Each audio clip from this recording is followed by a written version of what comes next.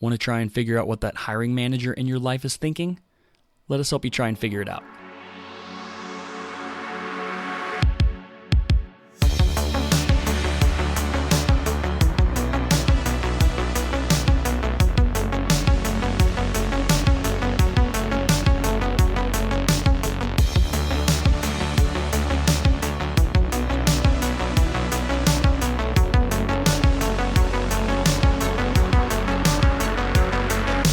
Hey everybody, what's happening? Welcome back to episode 9 of the Game Industry Job Hunt podcast.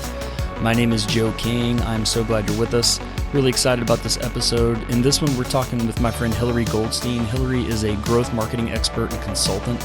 And more importantly, at least for our purposes here, Hilary has offered to come on and sort of talk to us from the point of view of a hiring manager. Kind of give us the inside track on what the hiring manager you may be about to interview with is kind of thinking, what they might be expecting, things like that. Just opening up sort of a new avenue for you to think about how you can excel in your next interview. So before we dive into it, make sure to subscribe to the show here on your podcast app of choice if you haven't yet. Leave us a review, follow us on the socials, connect with me on LinkedIn. Just search for Joe King or Game Industry Job Hunt on LinkedIn. Connect with both me and the show there. All right, it's time to chat with Hilary Goldstein. Okay, so we're going now. We're recording now. Yeah, now I'm kind of like, okay, so how do we get this started? But anyway, I guess, in this experiment of making the podcast more conversational, let's just start it here, right? So, me and you have been acquainted now for a few months on LinkedIn and kind of gotten to know each other a little bit. And you were nice enough to sort of have kind of a connection call with me at one point. That's sort of the first time we ever sort of spoke face to face, virtually, but face to face. And that was really cool. And that's something that I think we've talked about a little bit on the show in the past, but doing those connection calls, I feel like over the time that I've been laid off has done me a lot of good. It's not anything other than just sort of, it's just connecting. It's just meeting somebody. It's just chatting for 30 minutes. Hey, what's new with you? Is there any way I can help you? Let's just talk, And so, we got a chance to do that, and that was really cool and a lot of fun. And we've just stayed in touch. And so at one point we were kind of talking, kind of to give everybody a little background on sort of how this episode came to be, I guess. You had this interesting idea of doing an episode where we're sort of taking it from the hiring manager's point of view, which I thought was really cool because, I've had some amazing guests on so far that I've been just extremely excited about. But it's been, recruiters, career coaches. We've had some really great, just everyday job hunters like me on, and those have been great episodes, but we haven't really had anybody on yet that sort of spoke to that hiring manager point of view where they're sort of saying, hey, as a hiring manager or someone that's been a hiring manager, these are the things that you should be preparing for and looking for. And these are the kinds of things that hiring managers are looking for. So I thought that was really, really interesting idea. So I'm glad we were able to kind of get this scheduled, but to sort of kick it off and give everybody a little idea about your background, kind of tell us how you got started in games and sort of where you've come from, where you've been, and where you are now. Yeah, for sure. Thanks for having me. And before I do that, I'll derail your podcast. I've been on podcasts. I was on a podcast when there wasn't iTunes and you had to actually right click and save it on a website. That's old school.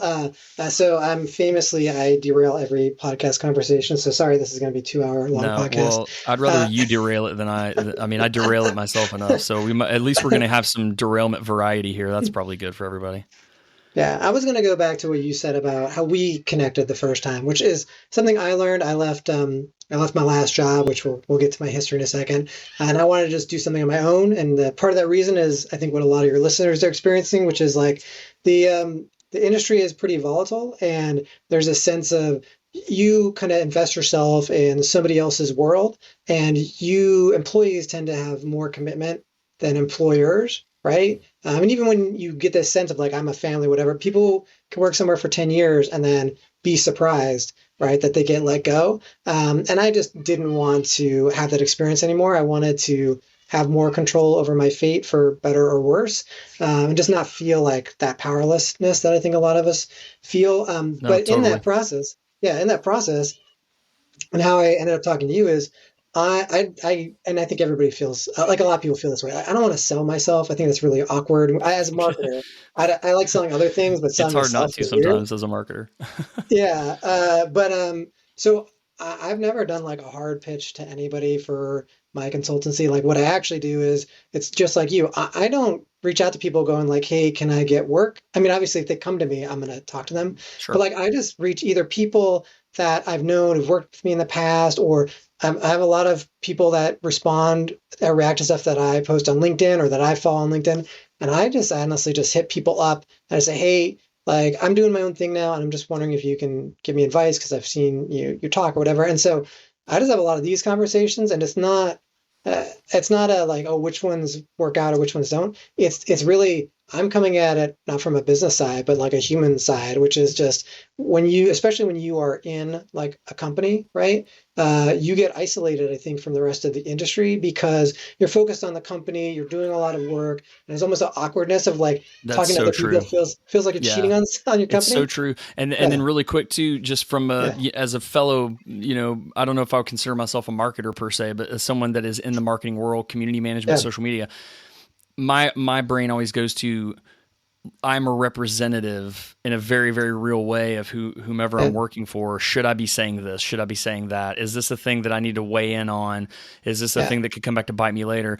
And I have found too, just like you, I think that, in the times that I am in between roles, I am a lot more active and I'm posting and I'm creating things and really out there. And that helps me find the next role. And then I find the next yeah, role and that declines a lot. So that's sort of yeah. a little personal goal for me, at least with this podcast, is to not let that happen when I do end up starting something new. But anyway, Yeah, and yeah, and I would say you don't have to go into it with the intent of like, oh, I'm gonna get fired from my job one day, and so I got to network. But it is, do you want? I mean, if you keep these relationships warm, right, and just people wear from you, because how awkward is it when you get let go to start hitting people up and like, hey man, I lost my job, can you give me some yeah, help? it's But if been a it's more while. like, hey, it's yeah, but if you're like, oh, you remember we talked a couple of months ago? Well, I was worried that the job was going to have layoffs. Well, they did, and like you want to have a chat. Like it's just easier. It's sort of like if you need money right in your life and you go to like a relative, and you're like, I know we haven't spoken in 4 years, but I'm like, can I borrow Long some lost cash? uncle. Yeah, versus the one you're like, oh, yeah, it's great to hear about your daughter's graduation or whatever, and like, hey, I'm kind of in a tight spot. Like, so it's just, you should always be thinking that because I think the last 2 years in the industry has proven that there's no unless you're an executive, there's no security Right. in jobs, and you have to, be aware of that. And it's an unfortunate thing, but it's the reality we're in right now. And so don't start from zero if something happens. Like be ready and it's just a human thing, right? It's For not just a sure. business thing, like it's a human thing. Like it's a lovely industry. There's a lot of great people you can meet and keep relationships with. Just have like human talks and like ask people for advice even while you're doing work, Yeah. and they'll keep you in mind when something else comes up. That asking for advice too is a really underrated way to network. And I feel like, this conversation that we've sort of found ourselves in here about networking and about as you say, keep the relationship warm. That's a great way to put it.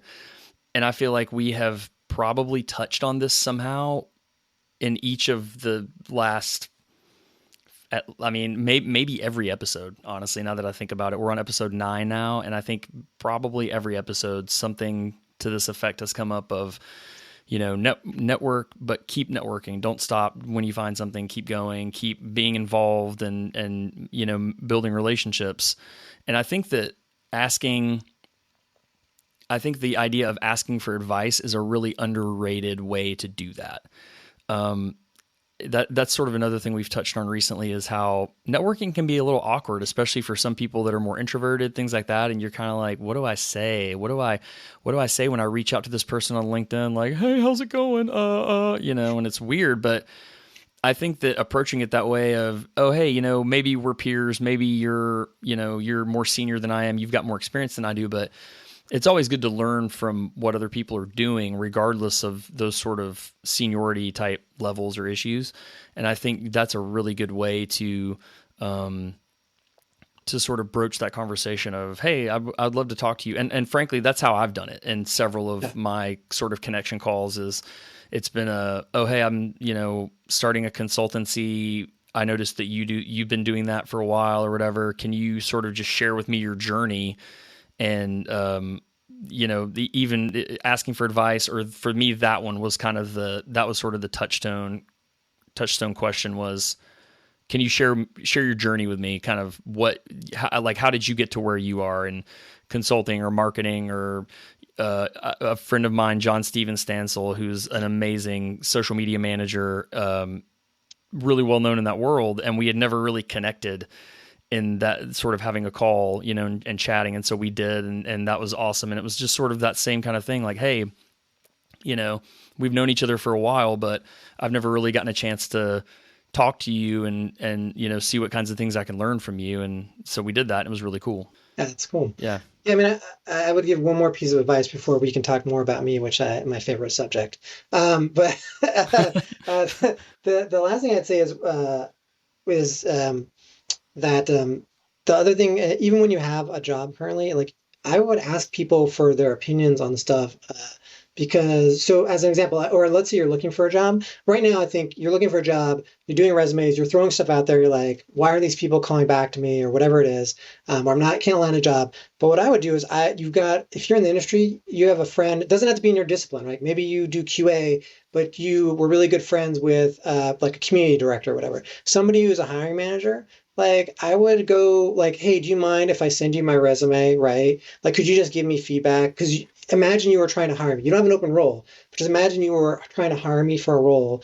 Like, is there anything in my resume that I could change? And then also like, hey, can I talk to you? Because I want to understand what parts of my experience like would interest you to hire me. So you're just using people, and people want to help. Like, I don't know anybody Absolutely. in this industry who is like, has no empathy for what everybody is going through. So I think you'd be surprised how many people are happy to get on a call and just chat with you. But like, it's good because I think people are sending out like 100 resumes, and maybe you get a handful of interviews and then they don't actually lead to anything. And I think everybody starts out in their head is like, oh, my resume must be bad. Something's wrong. Like, is the formatting dumb and that's what's causing it? Or, right. Or like, oh, what am I saying wrong in these interviews, or what's happening? And like the easiest thing is like go find people and just ask. Like hiring managers, like I'm doing this podcast because I've heard some of your other ones, and when we first talked, I was like, like the hardest thing when you are interviewing, I think for me, is everything you do is in a black box. I send my resume into somewhere.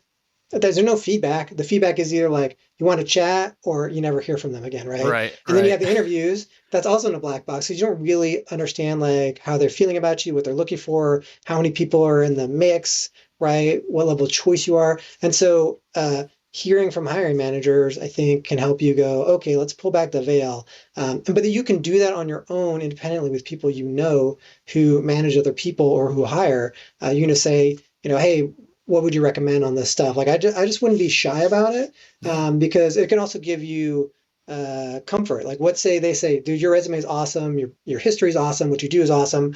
Like, I wouldn't change anything. Then you're just like, yeah, well, trying to find a job sucks. So it just comes down to that. Yeah. Then and I felt like this was a lot of this has been a lot of the thing for me over the past several months is, I do feel like my resume is good. I am getting callbacks, here and there, not every single time, but I mean, at probably a decent rate. I mean, if I were able to kind of go back and see the data, so to speak, on my job hunt, it'd probably be okay. And yeah, for me, it's kind of come down to the belief that it's just the market. The market is so just saturated right now with incredible talent that it really makes it hard to stand out. Even when you've got, great experience, you've worked at great companies and on great titles and done awesome things. There are lots of people out there that have done that too. And so, yeah, I agree completely. For me, getting resume help was really tough as far as sort of, it felt like another way of kind of really putting myself out there. And I felt really vulnerable doing that. But I do think I asked a handful of people over the past several months, hey, what do you think of this? And it was sort of, yeah, no, it's, you're on track, you're on the right track. And that's all, that is good to hear, because then it's not an issue of, being one of those people that's applied to hundreds of things and you're not hearing anything. And that's not a good feeling at all. But as All far right. as your background goes, where did you come from? Yeah. Where Where did did you I come from anyway, man? Man, I've had a lot of people ask me that question. Where did you come from? Where did you come from? Yeah, I was at Netflix when it was first starting. So I was one of the founders of Netflix. I was just in So customer service. DVDs Uh, back in the DVD not days. not that extending. I was on the call center in the early days, and I got laid off, and then 9/11, like a month before 9/11. So I was Oh just like wow. couch surfing at my parents' house, and that whole thing happened. And then I was just like, what am I? It's one of those like moments where you're like, oh, what am I doing with my life? And so I, play a lot of video games. I just was on IGN.com, and they were like, oh, we're looking for unpaid interns. And then my head was like, I hope nobody in government is listening to this right now. My thought was like, well, technically the government is paying me, right, to be on Yeah, unemployment. I'm like, so I could work to IGN for free, and the government's basically subsidizing my internship. Uh, totally. so, so I interviewed there, got a job. Like 2 months later, one of the editors left to go into PR, and so they just hired me. And then I worked there for like 10 years, worked from intern to editor in chief, running the show, and then I just wanted to go do the other side of stuff, which a lot of media has done, certainly from my day and age, because more money, different kind of stress and workload. And so I went on the publishing side, and then I basically, I mean, yeah, everybody hates hearing this, right? But it is a relationship game, like a lot of the time, because the way I got my first, I mean, I was doing contracting, but the way I got my first real role was at Chair, which is part of Epic Games in Salt Lake City. And I just had built a really good relationship with one of their co-founders and the creative director, Donald Mustard, who, if that name sounds familiar, he was the creative director for Fortnite, so he definitely knows his stuff. And I it's think I've just heard of like, Fortnite. I think I've heard yeah, of that. Yeah, it sounds familiar, and vaguely familiar. yeah, and he made Shadow Complex. You remember that game? It was one of my favorite I games of all do. I was time. actually when you said Yeah, Chair. Actually, when I was prepping for this episode and kind of digging through your LinkedIn, and I was like, oh man, he worked at Chair. Nice, that's awesome. And then I thought, what was that game that came? Shadow Complex. Oh yeah, that was a yeah, really really fun game. Really fun game. yeah. So they so we I don't know say it helped out, but I did a bunch as an editor for that game. I believe in that game, and so we did some extra features for it, and then they showed me Infinity Blade before they showed any other media and stuff like that. So we just and like every time we'd be at GDC or some event, he would always be like, "Hey, you want to grab dinner?" So we were just friendly, and Yeah. they needed a community manager, which I had no experience or idea what I was supposed to do, and so that's how I got the job because they're just like, that's a lot of times it's like, oh, I know and have comfort with this human being. I know they would be good to work with. So, skills can be learned, I think is what a lot of people say. So that's Yeah. how I got that job. And then time and place is good. I lived in Salt Lake City, and EA had a studio in Salt Lake City, and they could not find a marketer there. And so the recruiter Wow. said, like, you're the first, we've been looking for 6 months and nobody will move here. And you're the first qualified person we've talked to. And it was like, oh my God, I can make more money. You are a Because, unicorn. Look at this. yeah. So that's why I got that one. And then like EA moved me around the country at a bunch of different studios. And once you have EA on your resume and a bunch of experience, then yeah, I moved to Scopely, which is another big company. And then my last stop was at 1047 Games, which makes a game called Splitgate. Just came in there as like the engagement director at first, and then got promoted to the head of marketing, and did that for 2.5 years. And then my time was up, and it was just time to go do something else. And I just felt like, well, one, it's hard to find a job in this industry, and I didn't want to be unemployed and just looking. And so I was like, even if nobody hires me as a contractor, I mean, it doesn't change me looking for a job every day. So I'm like, I might as well 100%. see. And I'm not saying it was easy, but it was fast. Like, and that's because the relationships I built, the way that my first month was all about. It's really hard if anybody's considering doing consultancy. I think the hardest thing is like, what makes me unique, and how do I Yes. sell myself? And actually, Yes. being in a job interview is not that different, right? You got 20 other people that might be in the interview. What makes me unique? So to learn how to sell myself, which I thought was really hard, I would just talk to people that I had good work relationships with, right?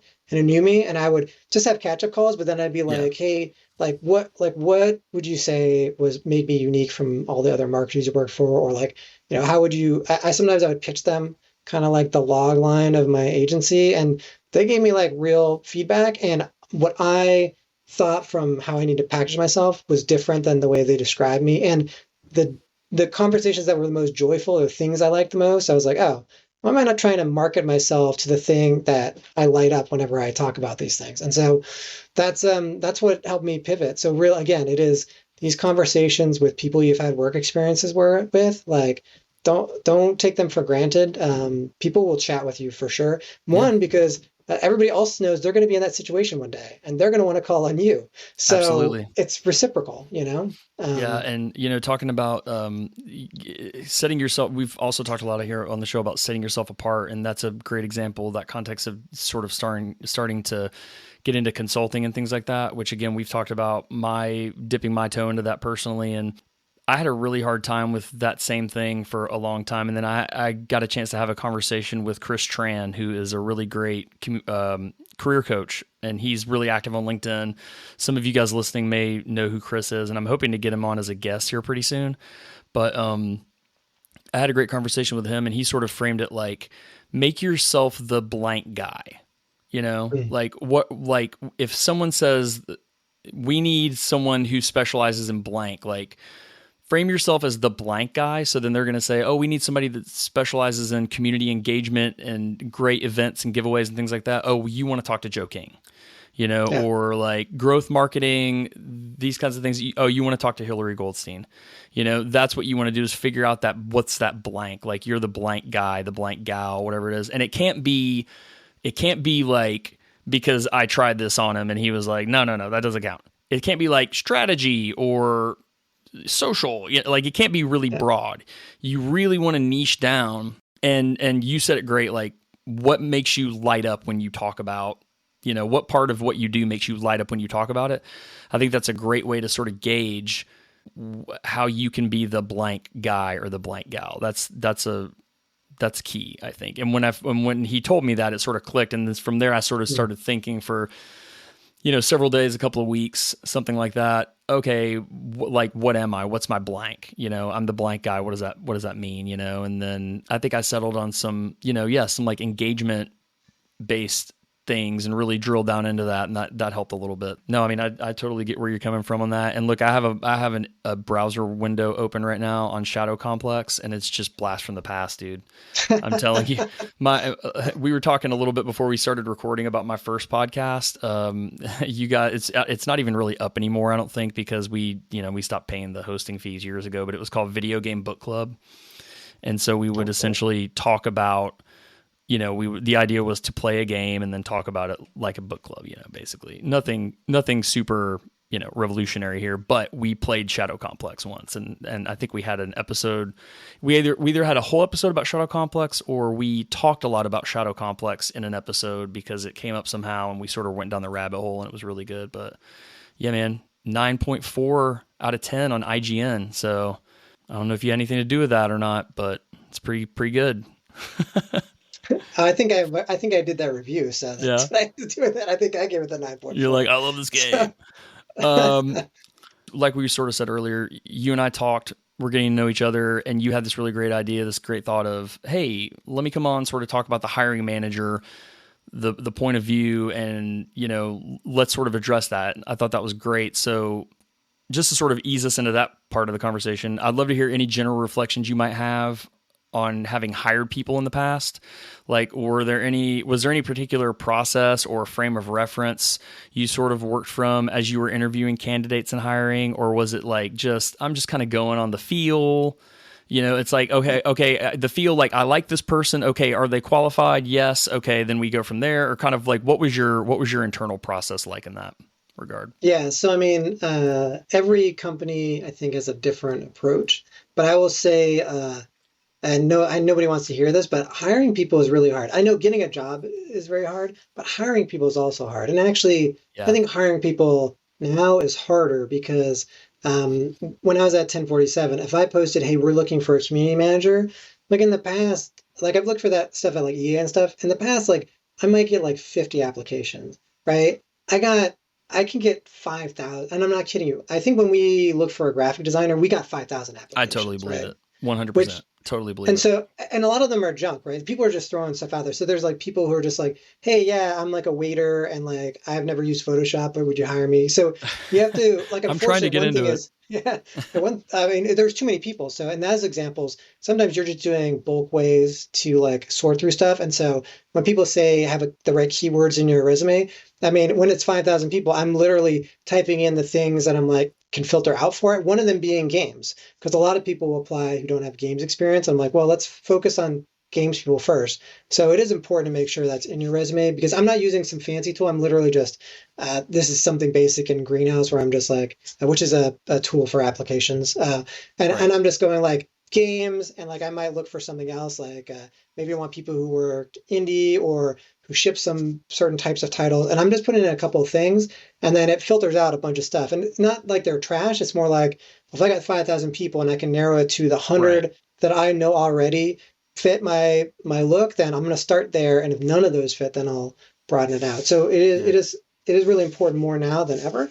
But it is really hard to hire people. And I mean that from, there's a lot of applications, but I think about when you think about it from the hiring manager's perspective, right? So I've obviously interviewed and had to get jobs, right? And it's hard because again, you put it in a black box where you don't know what they're really thinking and who else they're talking to. But from a hiring manager's perspective, I have maybe like in a really rigorous interview process, maybe 6 to 8 people talk to you. I look at your resume, which generally like I don't really regard resumes much. That might be different than other people. And like you're trying to assess so many things, right? One, can they do the work? And think about it. Unless I'm giving you like an art test, which is like or a coding test, which is like very direct. I know exactly like if you're good or not. But like marketing, community management, like look, I hate to say this, but there's a lot of people in like these disciplines are full of crap, Yeah. right? And Yes. so like there's a lot of people who I've worked with and I've seen their LinkedIn and they're like, oh yeah, I shipped this game. And I'm like, well, they brought you in for like a week for like a Yeah. brainstorm, right? And so people ship a lot of stuff they don't do. And so you're trying to assess if somebody can actually do the job of marketing basically based off their experience. I think that part is hard anyway. And so a lot of people get hired wrongly because it's just hard to tell. And you're trying to go culture fit, right? Meet our team. Is this person going to be cool to work with?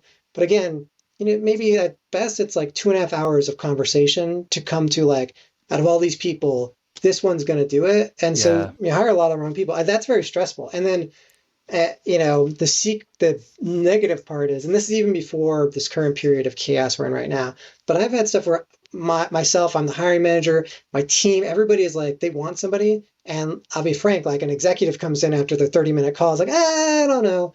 And they don't have any real reasoning. It's just like, my gut is just like, they don't seem right or something stupid.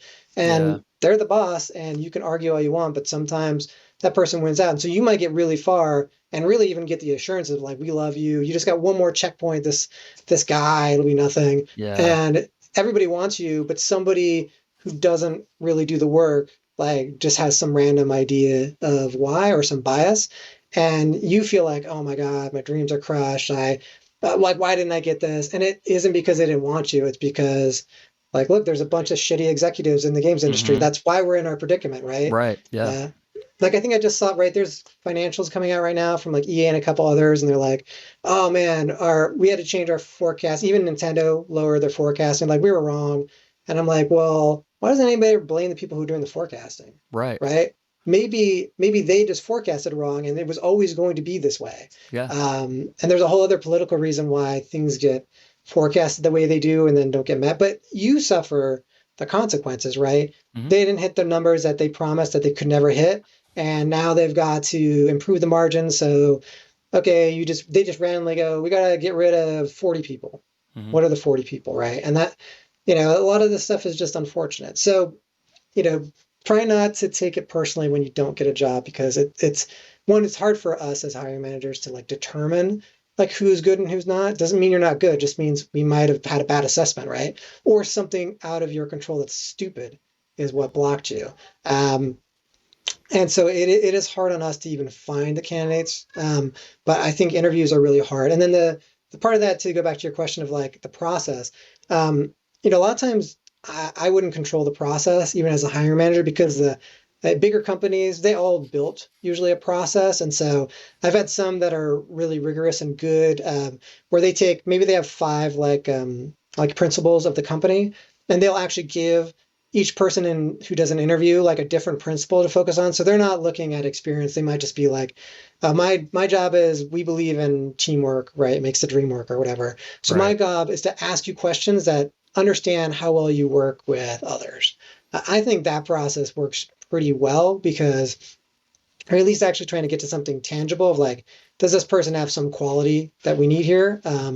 But then some have just been, and even for big companies, are just like crapshoots. When I worked at EA, the interviews were just like, they didn't have any focus. My memory was, it was just sort of like, yeah, go find people and have this many people interview them. So sometimes it doesn't have structure. So to me, the one that I prefer is, well, I really like the principles one, because you give people focus and it avoids redundancy, right? So if you've been in interview cycles where everybody starts with like, so tell me why you chose this place, or like, tell me your history. And so you spend 10 minutes out of your 30-minute interview rehashing stuff that's already in their notes and not getting to explain why you're unique. So that stuff frustrates me. So I do like that when you do it break up like that.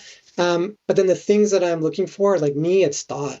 That's because I'm from the marketing end, right? Again, if I was hiring an artist, I mean, I just look at the portfolio or have them do an art test, and that immediately tells me a lot. But these are very soft skills. Joe, you have a lot of soft skills, right? In your role. And all I can do is, in those areas, is I just look for the way you think. So I want to ask you questions that I don't really care. Like, I have your resume, so I don't technically care like all your process and how you got here. I think that's a waste of time. It's more, okay, you're going to be in this situation one day, especially as a community manager. I would ask a community manager as an example. I just say, okay, we've had a toxic environment in our community in the past, and we've worked to bring that down. Can you tell me a time when you've worked with like a toxic community member, and like, what have you done? Like, give me the instance and tell me how you resolved it, and what you learned from that. And it's not about, it's just me understanding your thought process, right? Why do you do the things you do? Because at the end of the day, I just want to know, oh, this person can think. So I'm sure you're going to ask me what I look for. So I'll say, in any role, number one, curiosity, right? I will say, if you don't ask any questions when they say, "Do you have any questions for me?" Yes. You're not getting the job. Yeah. You guys listening, definitely make sure you have some questions, and also make sure they're good, thoughtful questions. Like, any questions are better than nothing, I think. But people interviewing, like we're saying, you might interview dozens of people for one role. And, I'm sure the question, so tell me about the culture, or what's the culture like, is everybody asks that. So that's one for me. I tried to find, kind of creative ways to sort of figure out what the culture was like and have them tell me what the culture was like without asking, hey, what's the culture like? So be thoughtful about your questions. And look, I mean, when you have a really good one, write all your questions down. That's one thing I did in my prep for every interview. I would write down here what I want my questions to be. And then sometimes I would go back to old questions from other interviews that I thought fit well. Like, one question that I think I had was, something to the effect of, rather than asking them, how does the company approach work-life balance? You could ask something like, how does the team handle busy times? And what's the process like for, blah, blah, blah, whatever related to busy time. So basically what you're asking is, are you going to make me work ridiculous hours? You know what I mean? That I shouldn't have to be working, based on the law of human decency, or is there a support system here? I mean, for me, I'm a parent, as are you, I think. And, that kind of thing that's really important information for me to have. Like, if my kid gets sick and I, come to you at the last minute one morning and say, hey, my kid's sick home today, so I'm going to be in and out, for the day. Are you going to be pissed at me and be weird and catty about that? Or is it going to be like more of a, hey, no, take the day, do what you got to do. Let me know if you need anything. That's the way to me a manager should be. So yeah, always come with questions, but again, don't just Google good job interview questions. Like, be thoughtful and think about the things that really, really do matter to you and your specific instance, like that. Like if you're a parent, some question like that, where figuring out what work-life balance is like there is important, Yeah. And I would say, approach the questions like, just assume you've already got 3 job offers and you're asking questions to go, I have 3 jobs to choose from, and these questions are going to be what decide it. So when you say culture, I would say, do you know what culture, what is good work culture to you? So for some people it is like, we don't work like extra hours or whatever. But for some stuff it is like, I want more independence, and I don't want like managers who come in and like screw up stuff I do. But if you list the qualities that you think make a good culture, then your questions are just about that. So if for instance, I don't like what people from outside of what everybody's doing come in at the last second and have like chaotic, like, whoa, we should do this, and everybody's scrambling, because that does make you work more. Mm-hmm. So I just ask like, hey, like what kind of situations do you have where you ever have the kind of situations where you guys have done all the work and the planning, and then somebody comes in with like a great idea and you guys have to spin your wheels really quick? And if that happens, like how do you combat that? Because those things are going to tell you like, oh, is this place I want to work? And I get it. We're all right now, a lot of people are desperate for jobs and they're just like, I'll just take whatever I want. And that is fair. Like, we all got to make our bread, but you should know what you're getting into and accept it. And maybe you try to push for more money if you know this is not the best culture or job for me, right? Maybe I have to work more than I would want to, or the manager sounds like sucks. Well, then I would set my expectations for salary like higher to say, well, I'm at least going to get some extra bread, if I'm going to deal with this, instead of like, I'll just take whatever they give me. So yeah, I think all of that just helps you inform your opinion, but also how you approach work day one, because you're going to know. The last thing I'd say though on culture is pay, you're focused on like, I gotta give this awesome answer, but listen, because the questions they ask you is going to tell you the culture of the company. Think about Absolutely. It. If I'm like a very empathetic, like human person, and I want to understand the quality of the person that's gonna work with me, because I just have like a no jerks rule. Generally, I try to enjoy it in life, and so like good rule. So like if they're like very like, I want hard numbers and I want to tell me all the results. Well, that's going to tell you a little bit about their focus, right? And that when you're working at the job, like no matter what you do, you're going to have KPIs in hand, and you're going to have to probably be explaining why things didn't work out the way they did, which is totally fair. But if they don't ask you any human questions at all, right, then I would say that's probably a manager who doesn't really care that much about the things like, hey, I need flex balance, right, in my life because something happened, because they don't sound like somebody who would take an exception. They sound like they're like, I just want the results and I don't care about your actual life. So yeah, just hear them too, because their interview questions will ask stuff. But again, never forget, nobody knows what they're doing, and interviewing people is hard. And a lot of people have really bad interview practices. So there is that you'll just get lame interview questions, and that's just how it is. But yeah. That's a pretty good segue into, here's kind of an interesting question. I don't know if you feel like this might be a curveball for you or not, but without naming any names, of course, speaking of bad processes, good processes, whatever, do you have any crazy interview stories that you think are worth sharing? So whether it's a cautionary tale, something cool someone did that stood out to you, maybe just something funny, unusual, and it could be specifically from the point of view of a hiring manager, but also just in general.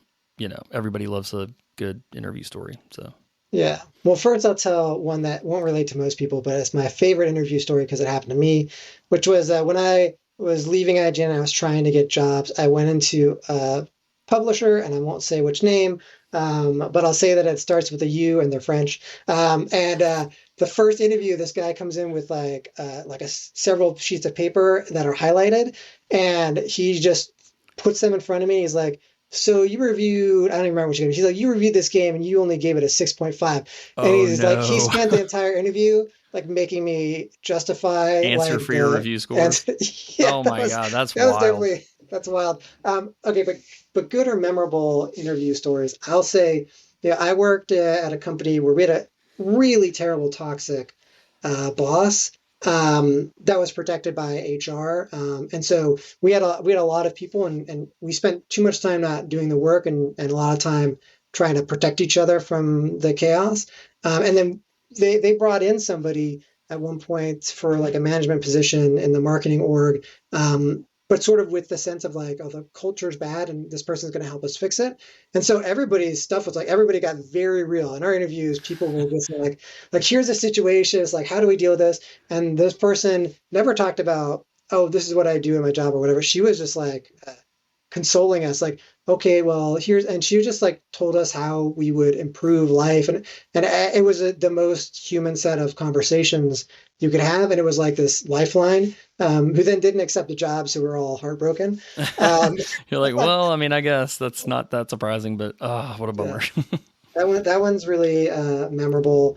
I think the ones that usually tend to like I've never had like super crazy interviews. I mean, I've had very unprofessional interviews, right? Not that I want you to wear a suit and tie, but I've had just people Yeah. actually be like rude in interviews, which I'm like, oh, that's a weird thing to start off with, but okay. Wow. Um, Yeah.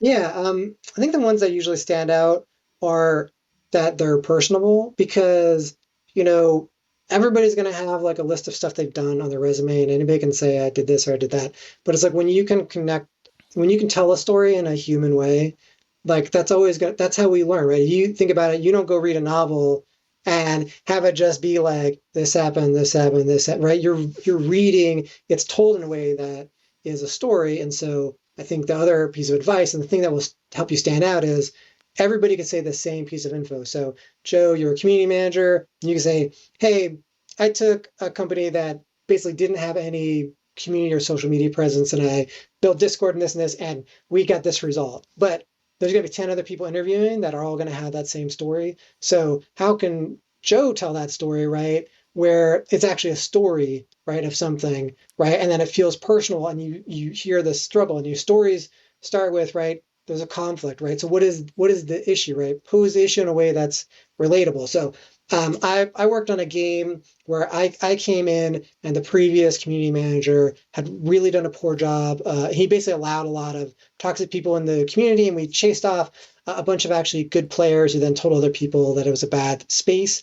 And then that toxic person actually left, but the stink of them has stayed there. And so my job, even though I was hired just to like build up the Discord, my first job was how do I repair that, right? So now you set the conflict and the issue, but in a way that's like, oh, that's a real situation that I could see happening, right? That's better than 100%. saying, that's better Absolutely. than saying I was brought in and to fix the Discord and I did, right? And then what are the challenges along the way? Again, putting like the actual story there, that will help you a lot. And if you love the company you're applying for, do the research, right? So if, Mm. again, I'll use you, continue to use community manager, right, Yeah, as yeah, you. sure. But if you're like, this is my dream job, right? Like I love this game. So I love Shadow Complex. They're going to make Shadow Complex 2. Sorry, they're not. But imagine you were going for that job, Hypothetically, maybe the guys, community manager. Shadow Yeah, Complex fans, calm down, everybody. yeah. This is a hypothetical.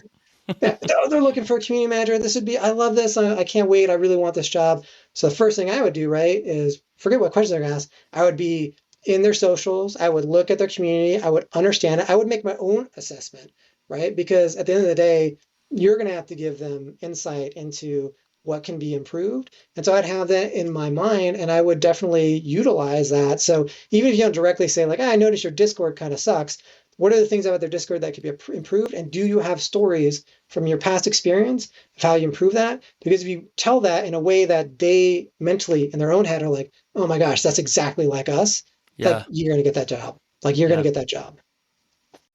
So as we wrap things up here, Yep. I want to make sure to ask you the big sort of two-part question that I like to ask everybody that's come on. I feel like I've somehow just developed this as part of the list of things that I want to ask, and so I'm going with it, right? But so it's a two-parter. First, what's a common mistake that you're noticing, or that you've noticed candidates making, that's holding them back from success? And second, what's your top piece of advice for people on how they improve what they're doing so far? I mean, I think, and I know it's exhausting to do this, but I think having the same resume, or more importantly, the same interview answers for every company, that's the biggest mistake because the company is hiring you for them, right? And so if you don't relate any of your experience to the situation they're in, why hire you over someone else? You're going to get the Mm-hmm. edge, the advantage. And I think most people come in, I worry less about the resume. It's much more about when you talk about stuff, they just do the same answers. They tell their history, they tell their experience without relating at all to what the company needs to know. That's the biggest one, biggest failing. And then what was the second part? Second part is just kind of the opposites. What's your top piece of advice for Hmm. people and how they can improve what they're currently doing? Yeah, that's a great Not question. knowing, of course, So what they are currently doing, but just in yeah, general. yeah, and I definitely understand that there's some people who, are shy. Maybe maybe they're awkward. Maybe they're have some other stuff that prevents them from being as sociable. But I do think making people go, oh, I want to work with this guy. Because my thing always, and even when I work with an agency, right, it's just like, do I want to hear this person every day? Do I want to talk to them every day? And so, trying to find those moments where it's like I can go, oh, like I could talk to this person about that. Oh, I like that, or I like their personality, or what, like because that's at the end of the day, like we all got to be either in person or online relating to each other. And if I have to work long hours, whatever it is, have the stress, like I just want to be, oh, at least I'm not annoyed by this person that I'm going to talk to. So don't get focused on just like the mission of, uh, giving the numbers and all that stuff and the case studies or whatever. It's like you're selling your personality and how does this personality feel to the other person? And you don't want to be different. So I'm a very loose, funny person. And like, I don't go into any interviews pretending to be buttoned up. I'm just like, that ain't me. And if that doesn't work for you, like I would be miserable here anyway. Yeah. So like I'm gonna crack jokes and I'm gonna take it lightly, but that's just like who I am. Mm-hmm. And you're either gonna, if you like that, then I'm not gonna be like anybody else you talk to, and that's a good thing for me. If you Yeah, don't like absolutely. that, you would fire me eventually anyway because you'd Yeah. be annoyed, right, by me. That's a good example of some things. Sometimes it's better to put yourself out there and just sort of be transparently who Yeah. you are rather than pretend to be what you think they want, because it's just going to end up, even if you get it right and you get the job, that there's a good chance that that's not sustainable, Yeah, and I would Yeah. say like communication wise, so maybe you say, "Hey, I'm a shy person. I'm an introvert, or I don't like having live conversations." But that's great because one of the questions I would ask then in the interview is like, "Hey, like I'm not really that comfortable like speaking out in big crowds. Like, what other ways do you allow people to give feedback or talk besides just having to stand up in front of everybody and do it?" Because it also tell you something about the company. The company, you might have a boss who's just like, eh, you just suck it up, and it's like elementary school all over again. But some will be like, oh, I appreciate that, like, because now you're putting it on the manager to tell you what they do, and maybe their process is like, so like, yeah, I'm very aware of this, so like, I send something before we have a meeting so people want to ask questions, and then like I'll let people have like I stay online like in a cubicle or whatever. And like people can come and just talk to me one on one if they have a follow up about it or something, whatever they do. But be real with who you are, because not everybody's the life of the party. But you want to make sure that you can do your job effectively, right? Yeah, and again, you're interviewing these companies too.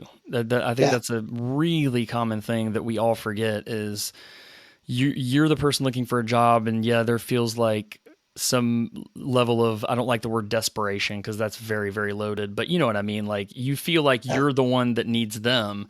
That's not always the case. And so I think that going into interviews with a really clear idea that, I need them, they need someone, or not even I need them, but I need someone, they need someone. Let's see if this fits. And it's kind of like going on a date. I mean, you wouldn't go on a date. Well, a lot of people wouldn't go on a date and pretend to be someone completely different than who you are, because that's going to obviously come back to bite you later, right? And I think it's the same thing. Of course, I'm saying that as a guy that I haven't dated in 20 something years now, but I remember that much at least. Cool, man. Hilary, thank you so much. I really appreciate it. This is every bit as interesting and awesome as I expected it to be. So thank you again, man. I have to get you on again one of these days. Really appreciate it. well, man, it was fun, and good luck to everybody out there who's looking for something. I hope you guys land your dream jobs someday soon. Hopefully, the industry bounces back. Absolutely. Thanks again, man. Talk to you soon. All right. Take care, man. All right, guys, that's going to do it for this one. Thank you again so much for listening. Big thanks, of course, to my guest in this episode, Hilary Goldstein. Reach out to Hilary on LinkedIn, connect with him there. Great, knowledgeable guy. Again, just really good person to know. Above and beyond that, make sure to connect with me and the show on LinkedIn. You can just search my name, Joe King, to connect with me, and search the show's name, Game Industry Job Hunt, to follow the page there. And let's see, yeah, I think that's it. Leave us a review. Keep pushing. Best of luck on everything you have going on this week, and we'll talk to you soon.